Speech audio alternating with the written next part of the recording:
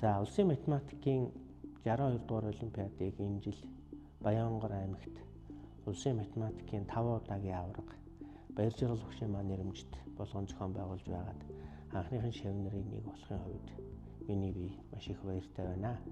За би 1992 онд Баянгор аймгийн төвийн 1-р 10 жилийг математикийн гүнзгийрүүлсэн сургалтын 10-ын ангийг төгссөн. За тэр үед манай ангийн багш маань бол Цэл залуухан Баяржаргал багш маань байсан юм аа. За ингээд багшийнхаа талаар би 100 хэдэн дурсамжийг бас хэлье гэж бодож байна. За Баяржаргал багш маань бол одоо шав бидэндээ математикийн гоо сайхан. За ер нь энэ математикийн асуудлыг шийдвэрлэх бодлого бодохын гайхамшигыг бас мэдрүүлсэн юм ачтан байгаа юм. Математикийн бодлогыг зүгээр бодоод орхих биш.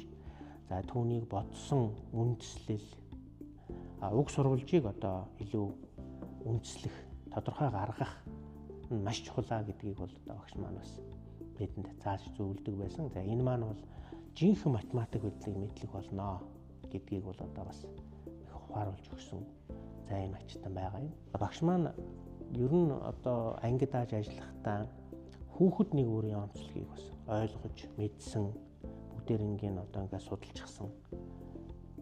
За тэгээд хүүхэд нэг өөрийн тэр сонирхол хэрэгцээнд нийцсэн ийм зөвлөгөө, за чиглүүлгийг өгч ажилдаг ийм арга барилтай багш байсан. Онцлогт нь нийцүүлээд тэнд яг бүрэн тохирсон тийм зөвлөгөө өгөхөөс биш, хүчилсэн, шаардсан тийм ээ ийм үйлдэл нэг их гаргадаг. За ийм онцлогтой багш байсан юм аа.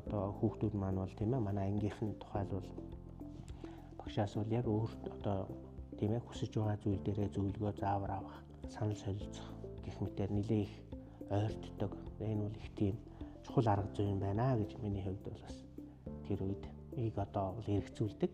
Нэг их чухал зүйл бол бид тэр үед санал бодлоо илэрхийлэх, зөв мэтгэлцэх. За ийм талаар бол Баяржаргал багшаас их олон зүйлийг сурсан. Бодлогыг тайлбарлах юм уу, эсвэл санаа бодлоо илэрхийлэхдээ түүнийг нэг талаараа ойлгомжтой, тодорхой илэрхийлэх. Ялангуяа тэр сонсож байгаа хүнд бол бас тийм ээ илүү ойлгомжтой байх тал дээр анхаарах, соёлтой байх. За энэ талын зөвлөгөө зааврыг багш маань бол тэр үед бидэнд харамгүй тийм ээ зөвлөдөг байлаа. Тэгэхээр энэ маань бол бидэнд цаашид бас амжилттай суралцахад бол их тус нэмэр болсон ийм чадвар байсан. За ингээд миний би 1991 онд 9-р ангид байхдаа за улсын математикийн олимпиадад бол Баяржаргал багштай хамт бас оролцож байсан. За ийм сайхан дурсамж байдаг юм аа. За ингээд Баяржаргал багштай эрүүл энх байж урт удаан наслахыг хүсэн ерөө. За тэгээд таныг зорин ирж байгаа хүүхэд залуусын математик сэтгэлгээ хөгжүүлэх, тэдний 21-р зууны сэтгэлгээний үндэс болсон. За энэ математикийн гоо сайханд дурлах, багасаа тэр авьяасаа олж нээх энэ гигэн үйлсэд өндөр амжилтыг хүсэн ерөөё. Баярлалаа багшаа.